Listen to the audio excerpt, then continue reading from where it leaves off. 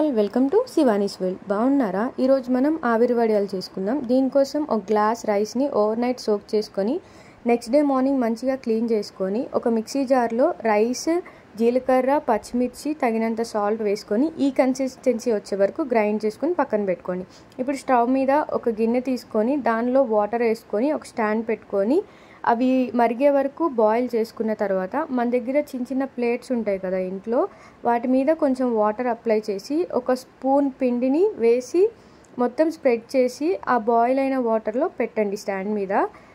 ఒక 10 సెకండ్స్లో ఇది ఆవిరి వడియం అయిపోతుంది. ఒక 10 సెకండ్స్ ఆగిన తర్వాత ఒక ఫోర్క్తో కానీ టూత్ పిక్తో కానీ మనం తీసి ఫ్యాన్ కింద ఆరబెట్టుకుంటే అవి మంచిగా డ్రై అయిపోతాయి.